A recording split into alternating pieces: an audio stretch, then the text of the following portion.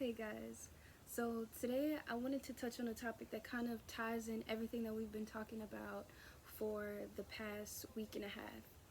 And this kind of really stood out to me. It's something that I've actually been kind of not really thinking through, but exploring in complete action for the past 2 or 3 years. And the concept is liberation on enemy terms. And for today's title, I want to call it When the Monster is Still the Master of Morality.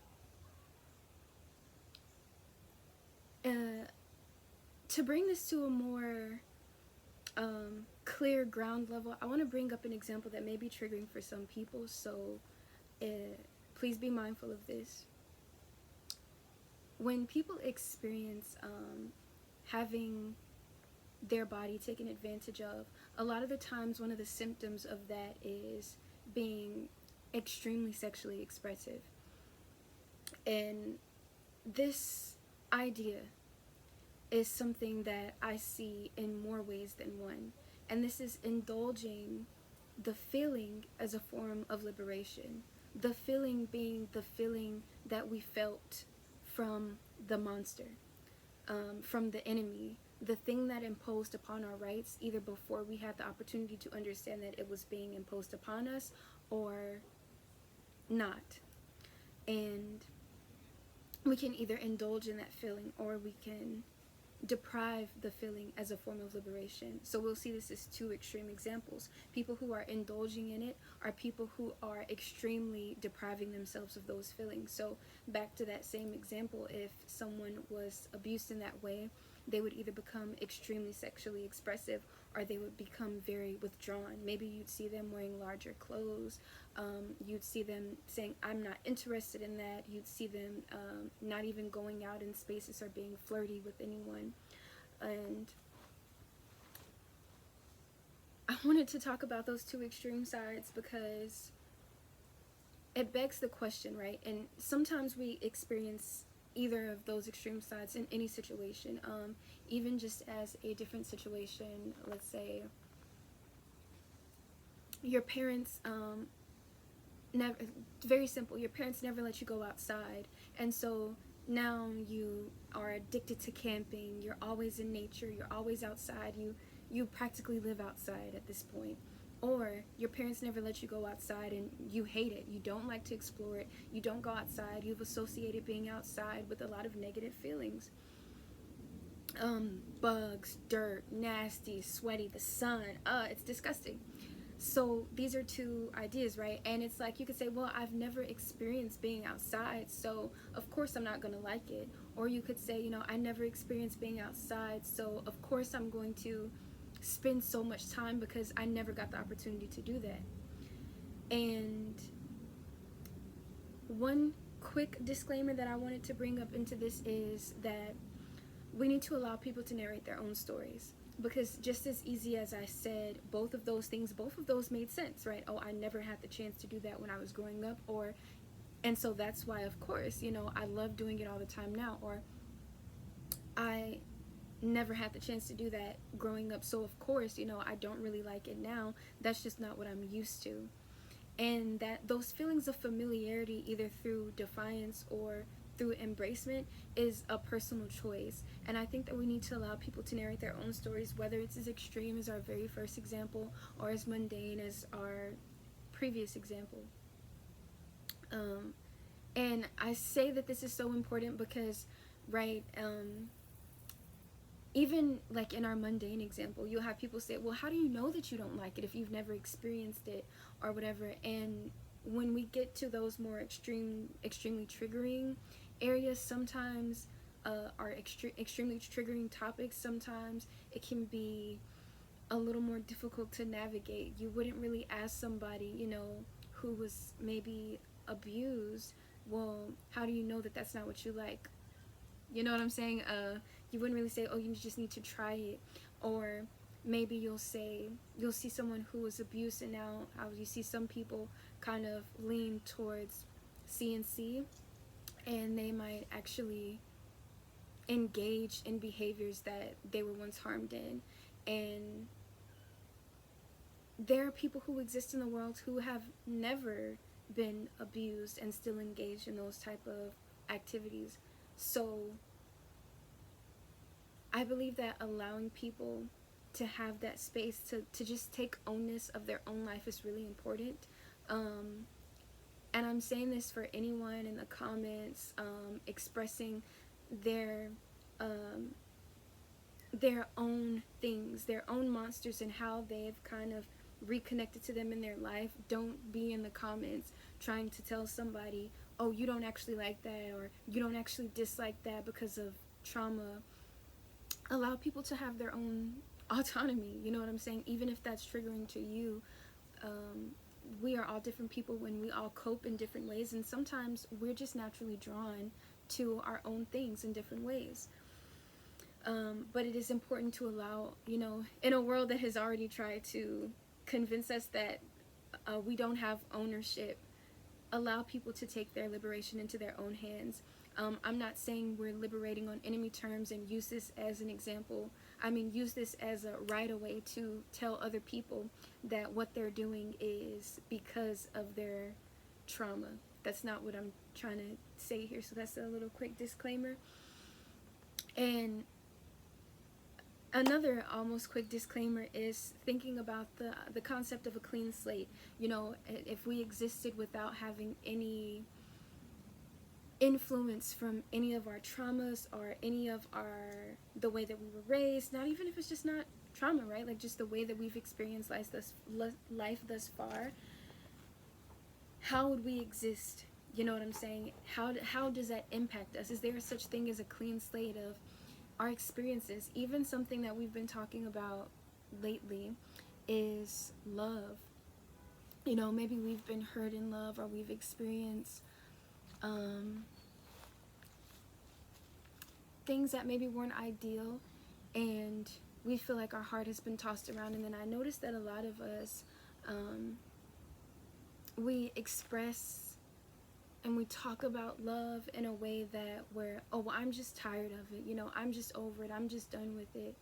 And I want us to ask ourselves, are we tired of love? Are we tired of what we thought was love but was actually abuse? Because those aren't the same things. Some of us are not tired of love, meaning we're not tired of being open and giving ourselves the opportunity to experience love. We aren't tired of expanding. Some of us are just tired of being abused. And this is why I say we go back to allowing ourselves to narrate our own stories. And even that means allowing ourselves to narrate our own stories without the noise of all the pain that we've experienced. And I am going to come back to, does a clean slate even exist? Because I actually do believe that it does exist, but it takes a lot of courage to be able to have it. But first, it does come in to be able to say that we need to accept that what we have experienced in any way has influenced us, whether we dislike that or whether we love that.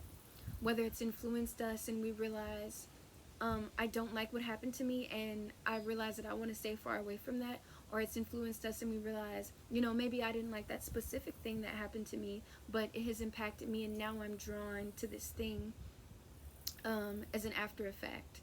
And being honest with ourselves about whether we actually like that or not, or whether we're just assuming that we like that because of the monster.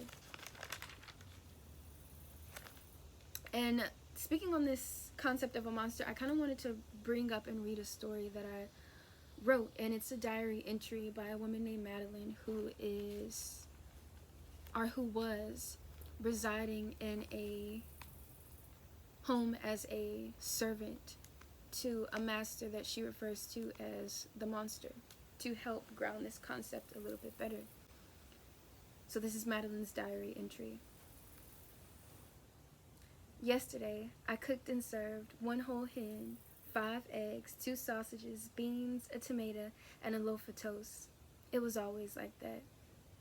Every morning, every day, for 12 years I've been captive here.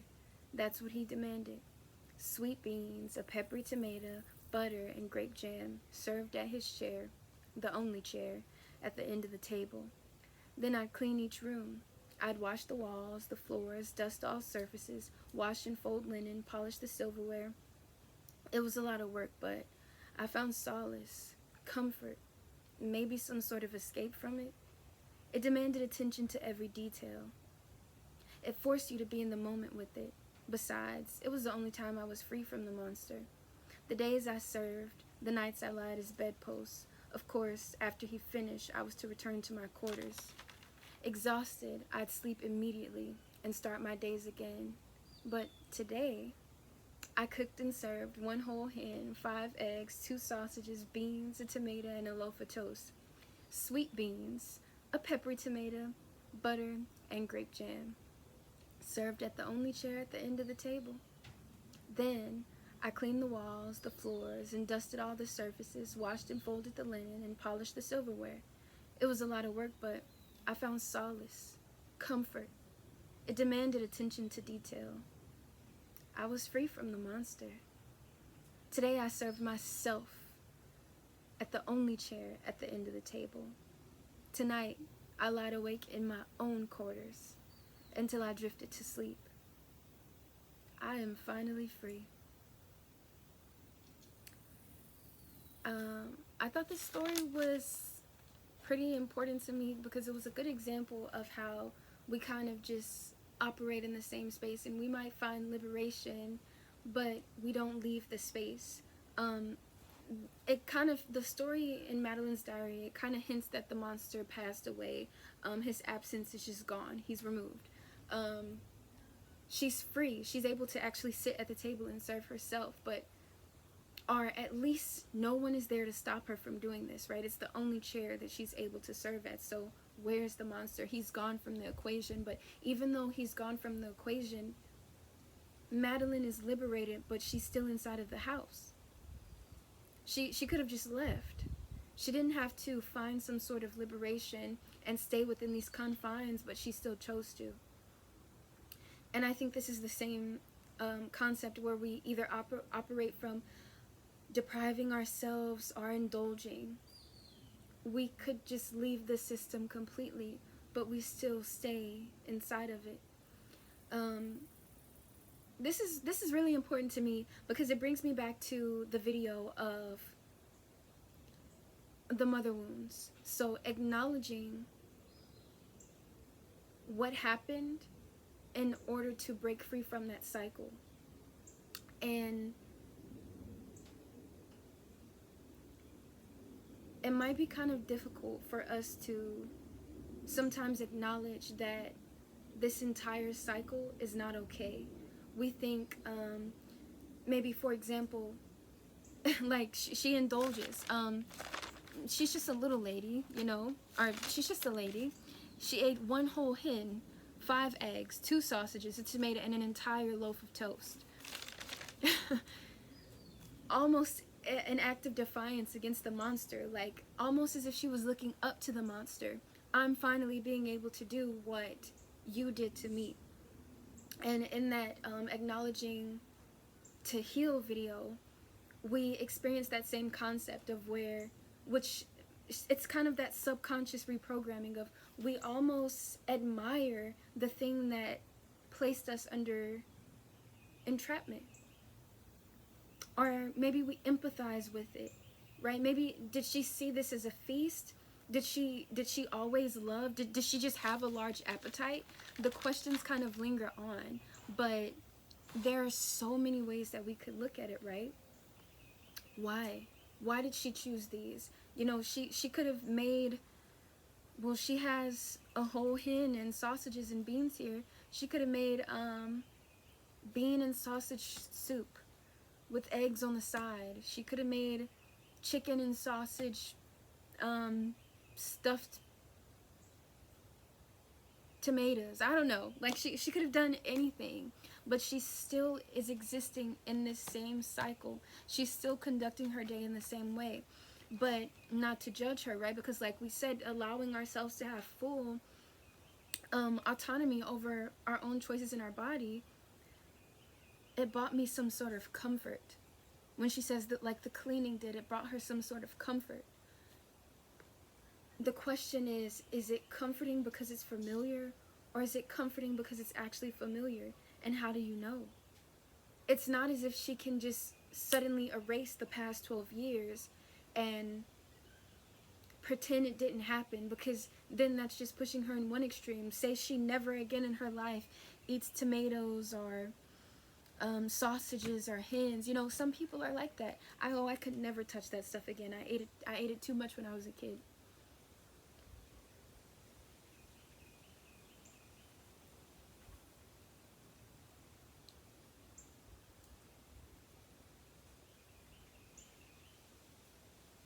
The idea that I kind of want to bring here is, a lot of the times we are assimilating to the program instead of just shattering it completely. And back to that acknowledging to heal video, I'm not sure if I said it in there or not, but in my specific dynamics, I witnessed my mother become and kind of alter her own personality and behavior to match the men that were taking advantage of her.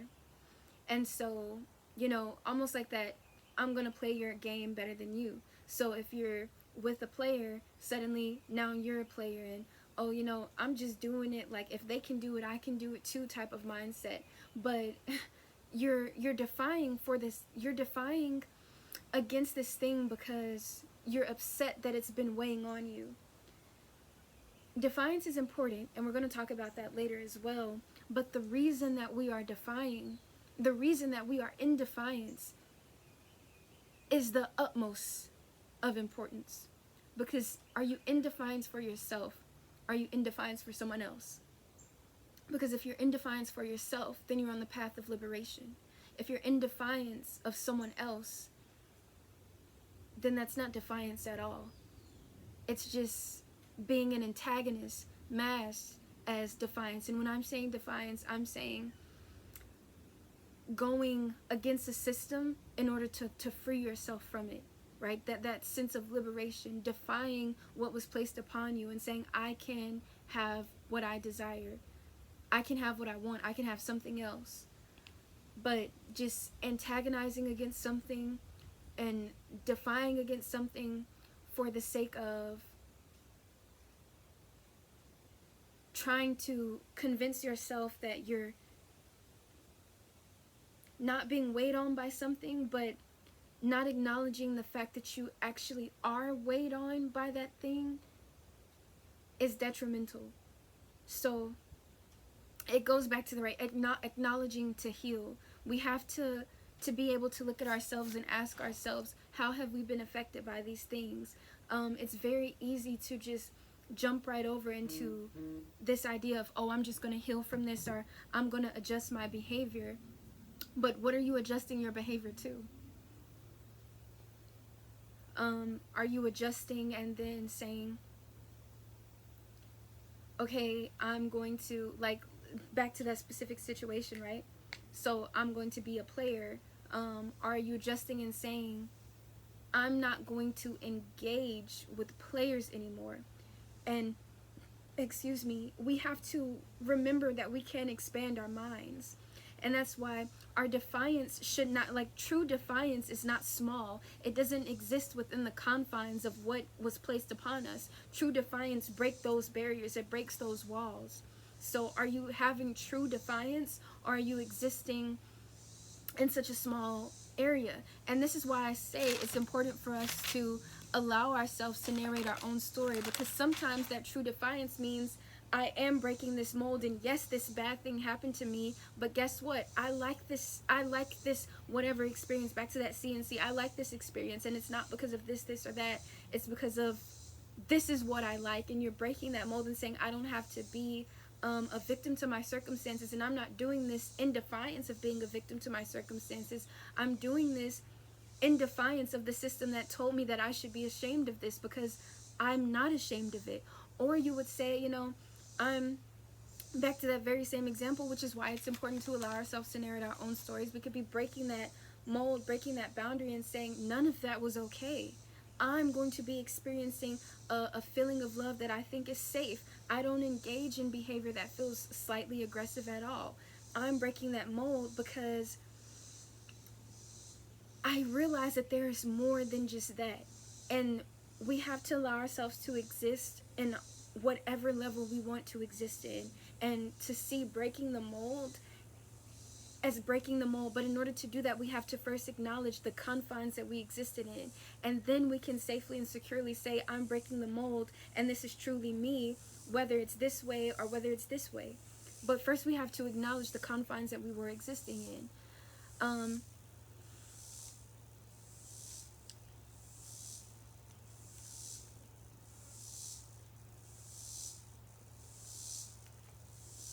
A big example that I've been seeing a lot recently, I just broke this ring. A big example that I've been seeing a lot recently. It looks like the little thing. Look at this.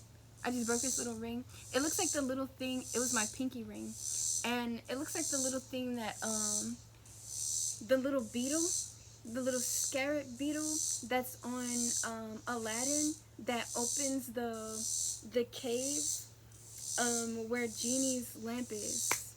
You know, like once you have the two pieces together, it like flies and it opens the cave. It looked like that to me. So since we just had something super esoteric happen, let's pull a tarot card.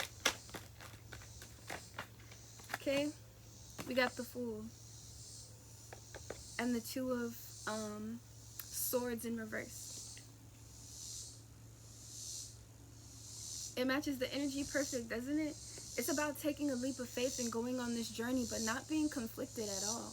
Not feeling like we're bound by things that don't even exist at all. Whoever we want to be, we can be.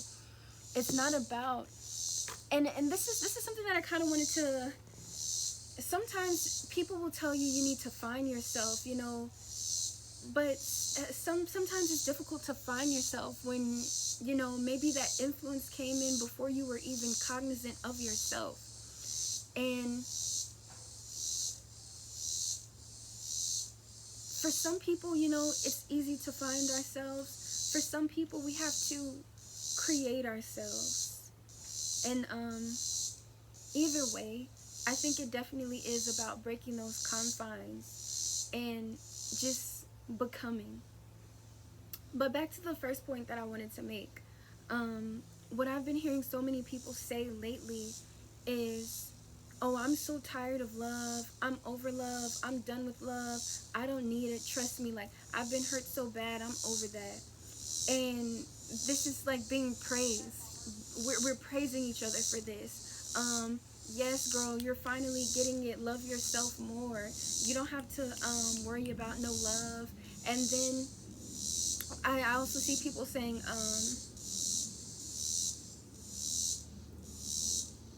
this is what they teach. This is what people teach. Relationship gurus. Don't focus on love, you know. Focus on yourself. Don't worry about love. You're gonna find love the minute that you stop valuing it. You stop looking for it. You stop placing this like energy inside of it. And it begs the question, and I know that this actually works for some people because it removes your energy from that. It takes away that attention. I wrote down, why do you believe you need to get to a space of not valuing love in order to deserve it? Why do you have to not need it anymore? Becoming our abusers and masking it as high vibrational because we have assimilated to their game instead of removing ourselves from their energy. That's what it felt like to me. And it goes back to what I was saying earlier. Some people are not tired of love. They're tired of being abused. Some people are not just over love, they're over abuse. Why do you have to lose that piece of yourself that values love in order to walk into something healthy? We have to be able to differentiate between the two. we have to be able to acknowledge the system that's holding us down, so that when we break through these walls, or so that we can break through these walls instead of re-assimilating inside of these confines. And then this is when you have people playing weird mind games with each other. Oh, I'm going to pretend that I'm busy because when I was actually showing interest in somebody, they made me feel like I was an option or whatever, instead of accepting that somebody who doesn't see your interest as interest, instead of moving towards people who actually value that, and denying people who don't, you start to see everybody is that way. That's just how everyone is. That's how the world is. It's assimilating under this umbrella term. Instead of just leaving the room, we assimilate. And for some people that works. For some people that's fine. But you lose yourself along the process. The things that you believed, if you are losing yourself along the process, right? Some people might not. Maybe you've kind of always felt like that, but you felt misguided. I can't tell you. This is something that you have to do for yourself. These are questions that you have to ask yourself. Are you comfortable with this? Is this who you want to be? Is this what you like? Because you can have what you want, but you just have to know what you want and just accept it. You don't have to assimilate to this small box. You don't have to exist in these confines. If you want somebody to be crazy about you and you want to be crazy about them, you can have that.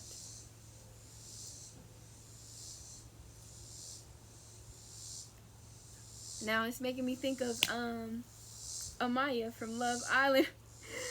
Sometimes we think that we want certain things because we've been deprived of certain things, but that's about that exploration. And I wrote down, where is it? Of exploration, or maybe there's no idea where it is. This is just kind of all over the place. Let me see.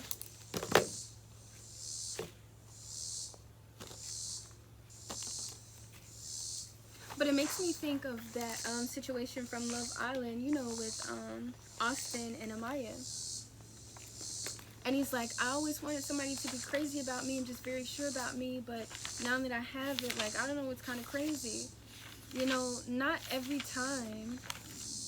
Right, that's still him operating out of trauma, right?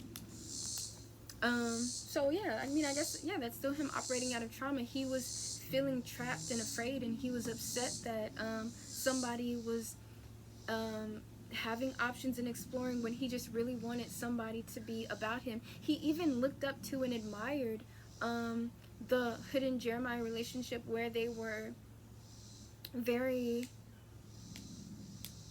crazy about each other, and even to the point where it got weird and abusive and kind of obsessive. He was like, I kind of always thought y'all just had a good relationship. And remember, that's when he voted Hooded to stay on. And so he was operating within his confines of sometimes we're longing for something that we don't actually want just because we've been deprived of it, right? We cannot see what is actually healthy, what we'd actually like, just because we've been deprived of something.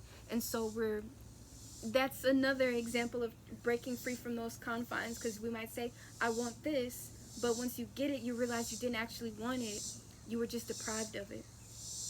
So if we go back to our first example, it'll be like somebody who says, oh, my parents never let me, or our second example, it'll say, oh, my parents never let me go outside, so I'm going to go outside, and I bet it's going to be fun, and I've imagined this day my whole life. And then you go outside, and you touch poison ivy, you get bit by 12 mosquitoes, you trip and fall, and fire ants sting your face, you know what I'm saying? Then you have the worst time ever, and you're like, man, that stuff was horrible. I never want to do that again. My parents were right.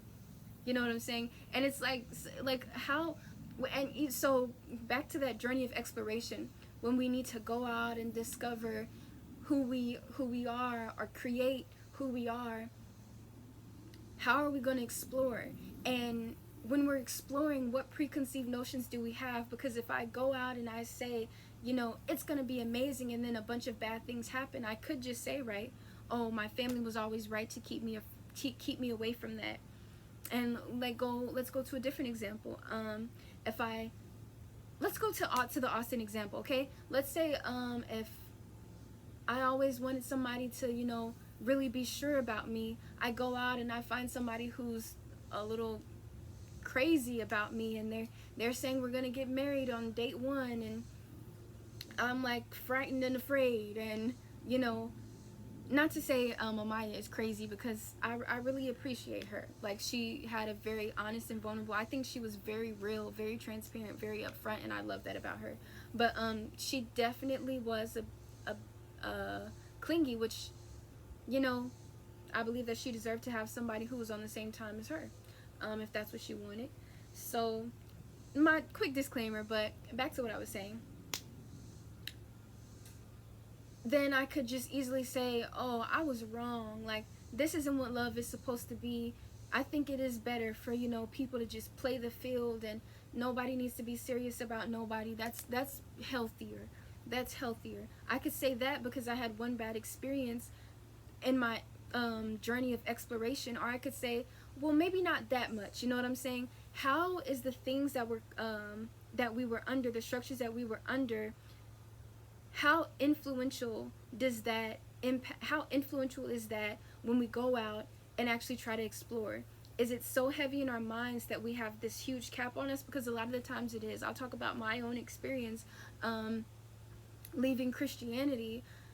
It was very influential in my mind, and it was so, like, it's harder for me to explore what I kind of always believed to be truth, because, which is like just this esoteric, more spiritual realm, because of the things that it told me before, right? Oh, yeah, I'm gonna go to hell. That's witchcraft. And there are certain things that I didn't want to engage in for a long time because, oh, that's witchcraft. You know, I'm spiritual, but not like that. Like, I don't do that type of stuff. You know, how heavy is that cap over my mind when I'm on my journey of exploration? Because that's holding me back from a lot of things. And this takes me to one of the other videos that we've had from this week, which is the divine right to be imperfect. We have to allow ourselves to get comfortable making mistakes, allow ourselves to get comfortable exploring, allow ourselves to get comfortable trying something and not liking it. Maybe we don't ever try it again. Maybe we try it again, but maybe it's a little more controlled. Maybe we don't like it and we try it again in the same way, or you know what I mean? The divine right to literally just be imperfect, to explore. We are allowed to just play the field, but a lot of the times when we've been trapped, we limit ourselves of what that field is. And this is very much just an introductory video to this topic. This is kind of what we're going to be exploring next week. These are going to be, we're going to just flow through it. We're going to explore the different dynamics. We definitely going to have some new things that we bring up. Allowing ourselves to really just expand, okay? Because we don't have to exist. We don't have to assimilate. We can create. And just before I go, one big thing that I wanted to say was allowing ourselves to really just pull things out of the air when we create. Okay? So you do not have to have seen exactly what you want or had any signs of, like, physically, of exactly what you want. The sign that you can imagine this in your own mental headspace is enough proof that it exists. That is enough proof that it exists. And if we are pulling something, that thing from our mental headspace, right, of I want this, and then we're also pulling something else from everything that we've already existed in. So you're trying to take something that you've never seen and ground it with something that already exists, meaning you're trying to place these things together. When this thing that you have never seen doesn't exist here, but you're forcing it to assimilate under these rules, you are not reaching for new. You are not creating new. Or at least that's where I stand at this moment. By the end of this week, or maybe by the end of 2 weeks from now, maybe I'll have a different perspective. But for right now, I just feel that reaching here and trying to force it to enmesh itself with these rules is limiting us. You might find something new. You might find something new, right? Because it's like alchemy. It's combining something that already exists with something that you kind of just saw within your own mind and creating something new. However, how much is that limiting us? Because I've done that before, right? I've said, no, this is possible. It is possible. I can do this. And everyone told me, no, that's not possible. And I was like, yes, it is. And I was able to get that, but in a very limiting way. If I would have expanded my mind and instead of reaching for all the things that I already knew to help me ground this thing that I didn't know, what if I allowed myself to just reach for everything that I didn't know and just say, the impossible is possible? Where would I have been? How has my confines delayed, not necessarily delayed, but made my manifestation small? So that's a question that I wanted to bring up. And there's one more thing.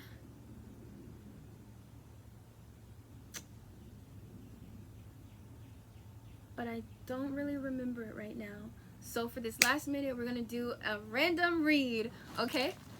So let's get into it. We're going to do 2 cards from each deck. I hope y'all having a great day. So we got the, what's this again? The 5 of Swords in reverse. And we got the Wheel of Fortune. It came to the side, but it came this way. So I take that as upright, which means it's not necessarily all the way here, but it is on its way to the upright. So it's like the wheel, quite literally it is turning.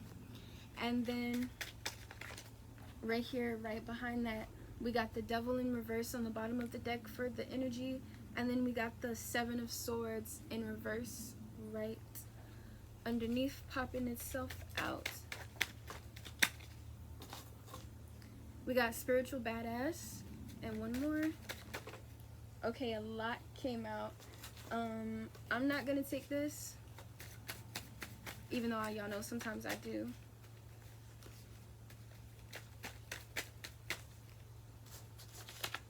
Then we got Confirmation in reverse. And I did feel some bad energy. I felt like some hating ass energy was trying to come through here.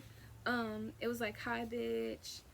So I feel like you could have a lot of voices, like whether it's from yourself or other people, a lot of energy trying to tell you, oh, that's not true, that's not this, that's not that. They're hating. You have to be confident that you already know what you know. You got to step in your spiritual badass energy. Like I said, we got this 5 of Swords in reverse, so it's a lot of hating ass energies. I see you're not listening to that. I see you're not engaging in that. There are people trying to steal your flow. I see you're not minding that. Because you could give people the recipe all day, they still ain't gonna make it how you make it.